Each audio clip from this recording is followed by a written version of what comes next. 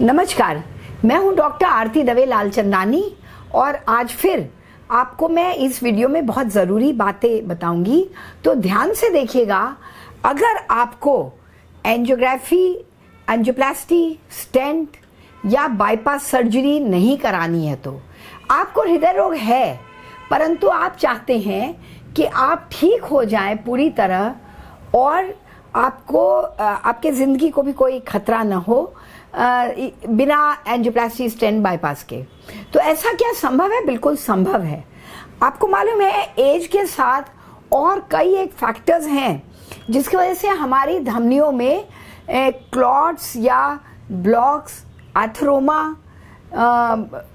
और तरह के ऑब्स्ट्रक्शन, रुकावट, स्टेनोसिस पैदा हो जाता है, जिसमें कि या तो प्लेटलेट्स क्लम्प करके ब्लॉक करता है, ज़्यादातर कोलेस्ट्रॉल वगैरह के इकट्ठा होने से होता है, लिपिड प्रोफाइल अगर आपका गड़बड़ है और फैट ज़्यादा है, ब्लड में फैटी कंटेंट ज़्यादा है तो ये होता है, या फिर ब्लड में कोई एबनॉर्मल कोई कॉन्स्टिट्यूएंट आ जाए, जैसे कोई चीज़ एम्बोलाइज करे, टूट के जाए, कभी फ्रैक्चर के बाद फैट एम्बोलस हो जाता है, बोन मैरो चला जाता है, या एयर एम्बुलेंस हो जाता है, कभी कभी ड्रिप खाली चली जाती है, उसमें हवा पास हो जाता है, या और कोई फॉरेन बॉडी अगर टूट के चली जाए तो ब्लॉक हो जाता है। तो ब्लॉक तो बहुत तरह से होता है।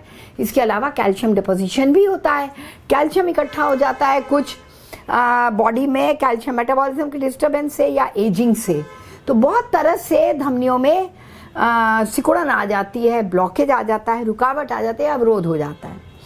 तो इसको खोलने के लिए एक तो कुदरत ने, कहीं भी ब्लॉकेजेस होते हैं तो कुदरत ने ही ऐसा बनाया है कि नेचुरल बाईपास होने लग जाते हैं, नेचुरल कोलेटरल खुलते हैं। कभी भी कहीं रुकावट आती है तो जैसे आप कभी एक ट्रैफिक के रास्ते में जा रहे हैं और आपको रोड ब्लॉक मिला, तो आप गाड़ी कुछ साइड में सड़क से उतार के खेतों से गाड़ी निकालते हैं, खेतों के रास्ते जहाँ कोई रोड नहीं था, फिर लगातार गाड़ियाँ निकलते निकलते या लोगों के पैदल चलते चलते वहाँ एक रास्ता बन जाता है।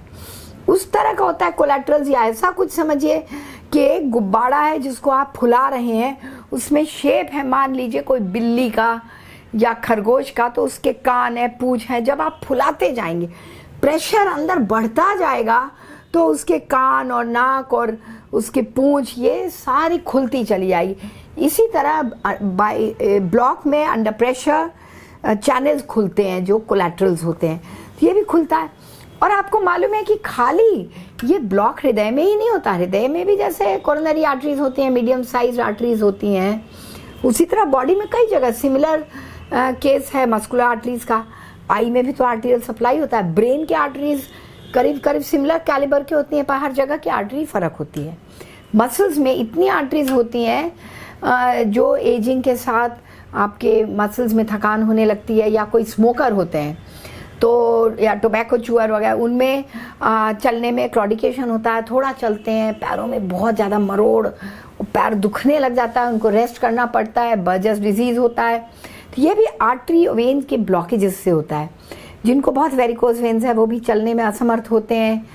एज के साथ भी ये मस्कुलर आर्टरीज तकलीफ देती हैं। उसी तरह किडनी की आर्टरीज ब्लॉक होती हैं, रीनल इनसफिशिएंसी होती है और क्रिएटिनिन बढ़ता जाता है, ग्लोमेरुलर फिल्ट्रेशन रेट कम होता जाता है, यूरिन प्रोडक्शन कम होता है, स्वेलिंग आती है, अल्टीमेटली किडनी फेल हो जाता है। तो किडनी में भी ये प्रोसेस है, हार्ट में ही खाली नहीं है। पर ये जो स्टेंटिंग, बाईपास, ये सब आपको पता है, सिर्फ हार्ट के कॉन्टेक्स्ट में आपको पता है कि हार्ट की धमनियाँ ब्लॉक होती हैं और उसमें कैथेटर डाला जाता है। एक कैथेटर या तार डाल के पैर के नस से या हाथ के नस से डाल के, और यहाँ एओर्टा के जरिए आप यहाँ से एओर्टा के ब्रांचेस, कोरोनरी आर्टरी निकलती हैं, उस पर आप जाके उसमें डॉक्टर तार डाल के और उसमें एक बलून चढ़ा देते हैं। वो बलून को बाहर से प्रेशर से इन्फ्लेट करके फुला के ब्लॉक्स तोड़ते हैं। उसके बाद बलून हटा के उसमें स्प्रिंग जैसा स्टेंट डाल देते हैं चढ़ा के, और वो स्टेंट अंदर जाके लॉज करता है, वो उसको वापस कोलैप्स होने से बचाता है। ये प्रोसीजर होता है। या बाईपास में कोरोनरी आर्टरी जो धमनी है जहाँ भी ब्लॉक है वो एक रास्ता और बना दिया आर्टिफिशियल, माने कोई और आर्टरी वेन लगा के ग्राफ्ट लगा दिया, तो जहाँ ब्लॉक है वो बाईपास हो जाता। ये जरूर है अगर सडन ब्लॉक होगा, कोलेट्रल बनने का टाइम नहीं है, उसमें एक इमरजेंसी प्रोसीजर PTCA कराना पड़ता है और इमरजेंसी एंजियोप्लास्टी करानी पड़ती है, ब्लॉक्स को खोलना पड़ता है।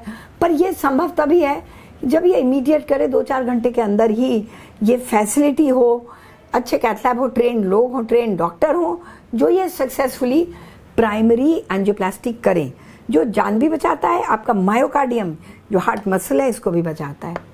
इसके बारे में तो कोई डाउट नहीं है कि ये एक बहुत अच्छा प्रोसीजर है, ये करवाना ही पड़ता है। लेकिन जब ये वक्त पार हो गया, हार्ट अटैक हुए आपको 24 घंटा हो गया, धीरे धीरे 48 घंटा 72 घंटे के अटैक के बाद आप सेफ होते चले जाते हैं। अगर आपको एंजाइना होता है, सीने में दर्द होता है कुछ भी करने पे, इसका मतलब आपके कोरोनरी सर्कुलेशन कॉम्प्रोमाइज है, ब्लॉक्स हैं, 70% से ज़्यादा हैं, इसलिए आपको तकलीफ हो रही है या चलने में सांस फूल रही है। तो आप क्या करें? क्या तब भी जरूरी है एंजियोग्राफी कराना, एंजियोप्लास्टी, बाईपास कराना? नहीं, तब भी और तरीके हैं। क्लॉट गलाने के टैबलेट्स भी आते हैं, मेडिसिन आते हैं जो आपको हर डॉक्टर देगा। और इसके साथ ही कोलेस्ट्रॉल कम करने की दवाइयाँ भी आमतौर पे लिखी जाती है। इसके बारे में काफ़ी नॉलेज मरीजों को खुद भी हो गया है, तो वो कोलेस्ट्रॉल कम करने की दवाई भी एक्शन करती है, कोलेस्ट्रॉल के जो एथेरोमास हैं, जो ब्लॉक्स हैं, क्लॉट्स हैं, उसको गलाती है। एंटी प्लेटलेट से प्लेटलेट्स अलग होके क्लॉट को रिलीव करते हैं, प्लेक वगैरह को स्टेबलाइज भी करते हैं और प्लेक को डिसॉल्व भी करते हैं। प्लेक माने एक प्लेट जैसा बन जाता है ऊपर। तो ये सब प्रोसेस इन दवाइयों से भी ठीक होता है। इसके साथ ही आजकल ये नहीं कहते कि अटैक के बाद एकदम बेड रेस्ट करो। जब दवाइयाँ दे देते हैं, कोई सीरियस कॉम्प्लिकेशन, जानलेवा कॉम्प्लिकेशन नहीं है, तो कहते हैं मरीज से कि चलो फिरो, अपना रूटीन एक्टिविटी करो, थोड़ा थोड़ा करके बढ़ाओ, थोड़ा वॉकिंग करो, सीढ़ी चढ़ना भी अलाउड है अगर एंजाइना ना हो, सेफली चढ़ पाए। तो ये सब एक्टिविटी करने से भी सर्कुलेशन बढ़ता है, आपके ब्लॉक्स खुलते हैं। योगा बताया जाता है जो सेफ हो, योगा ज़्यादातर सेफ है। ब्रेथ होल्डिंग, सांस रोक के बहुत एक्टिव योगा, बहुत सुदर्शन क्रिया, ये नहीं करनी चाहिए।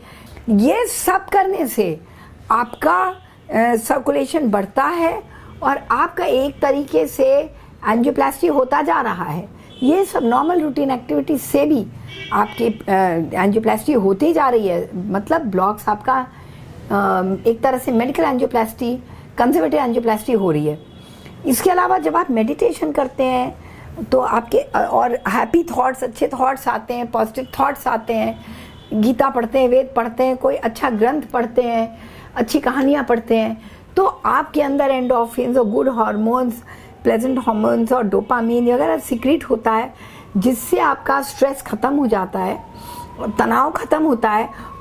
तो एंजियोग्राफी, स्टेंट, बाईपास कराना इतना ज़रूरी नहीं है। और मैं ये कहूँगी कि जिस प्रोसेस से मैं करती हूँ, एक clot dissolving drug GP2B3 inhibitor देती हूँ, स्लो इन्फ्यूजन, उससे तो बिल्कुल ही ब्लॉक्स गल जाते हैं। अब बिल्कुल ज़रूरत नहीं पड़ती एंजियोप्लास्टी, बाईपास कराने के लिए। पर मैं यहाँ पे याद दिलाऊंगी कि अगर आप एक्यूट केस हैं और आपको सडनली BP फॉल होने लग गया, आपको एक्यूट अटैक हुआ है और डॉक्टर कहते हैं कि प्राइमरी एंजियोप्लास्टी करेंगे उसी टाइम, तो वो आपको करा लेना चाहिए, वो जान बचाने वाला होता है।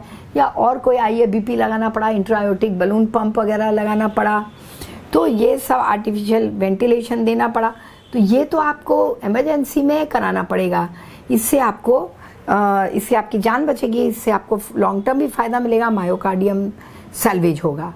तो ऐसे कंडीशन में तो आपको कराना पड़ेगा। और एक्यूट केसेस में जब एंजियोप्लास्टी पॉसिबल नहीं होती है तो डॉक्टर स्वयं थ्रोम्बोलिटिक ड्रग देते हैं और आपके ये क्लॉट्स सारे ये देते हैं इंट्रावीनस ही देकर, और आपका ये क्लॉट्स पूरे बॉडी का गलाते हैं।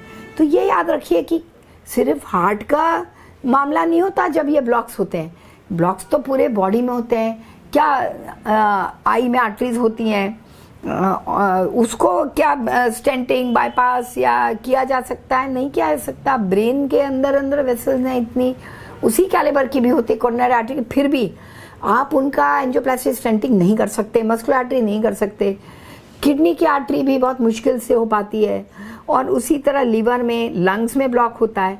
तो जब मैं ये ग्लोबल रिवैस्कुलराइजेशन करती हूँ, लंग्स में भी देखा है कि पल्मोनरी हाइपरटेंशन भी कम होता है, ऑक्सीजनेशन बढ़ता है, SpO2 तुरंत बढ़ जाता है जिनका कम है, और उनको COPD जैसी बीमारी, पल्मोनरी हाइपरटेंशन की वजह कुछ भी हो, रिलीफ मिलता है। तो आपके डॉक्टर भी जो कहते हैं वो तो आपको इमरजेंसी में तो मानना पड़ेगा, और आप अपना चल पा रहे हैं, अपना काम हम कर पा रहे हैं, अपनी दिनचर्या कर पा रहे हैं पूरा बिना ज़्यादा तकलीफ के, तब आप इसको डिले कर सकते हैं, पोस्टपोन कर सकते हैं, इस पे विचार कर सकते हैं, और दिन पे दिन इम्प्रूवमेंट देखने के बाद तो आप चाहें तो कभी ज़िंदगी भर भी एंजियोप्लास्टी स्टेंट बाईपास ना कराएं।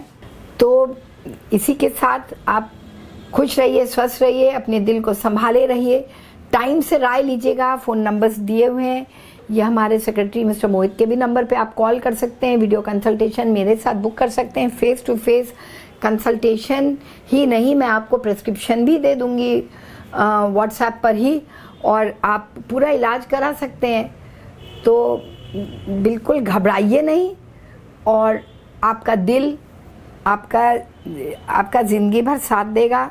100 साल जिए आप। धन्यवाद।